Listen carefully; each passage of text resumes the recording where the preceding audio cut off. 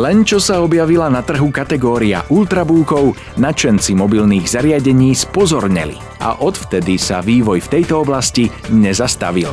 Úspešne si v ňom vedie aj japonská Sony.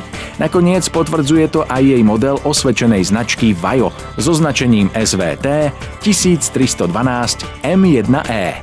K spotrebiteľom prichádza tento ultrabook odetý do čierneho balenia. Z neho sa vám však podarí vytiahnuť len pár drobností. Medzi nimi nejaké to zariadenie zabalené do ochranných fólií. Samozrejmosťou sú aj tu návody. No a ešte jedna maličkosť – nabíjačka. Nič viac, nič menej.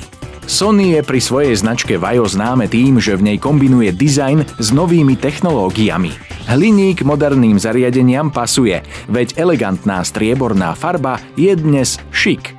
A keď sa to skombinuje s odolnosťou, ktorú prináša horčíkové prevedenie, je to len plus. Hlavným komponentom stroja je v tomto prípade už tretia generácia úspešného procesora Intel Core i3. Má 2 jadrá, až 3 úrovne vyrovnávacej pamäte a rýchlosť 1,8 GHz. Doba pokročila a tak si dnes moderné zariadenia doprajú aj RAM pamäte.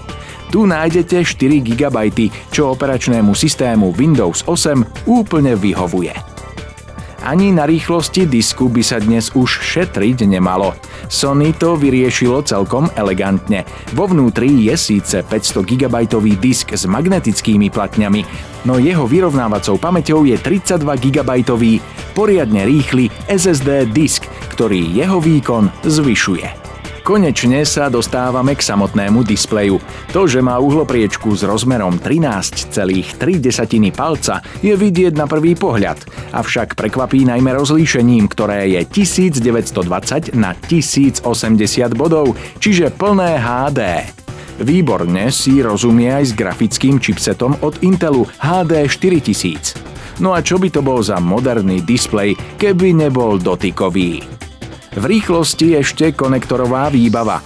Tá pozostáva z jedného portu USB 3.0, ktorý slúži zároveň napríklad aj na nabíjanie mobilu.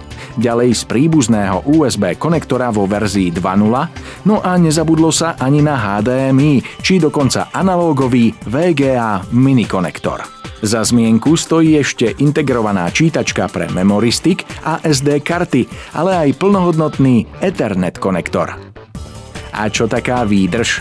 Už sme si zvykli na to, že to nové mobilné zariadenia dokážu naozaj potiahnuť. V tomto prípade sa tak na jedno nabitie odhaduje až 7 hodín práce. No a doplňame aj údaj, že do počiatočnej kondície batériu dostanete zhruba za 3,5 hodiny.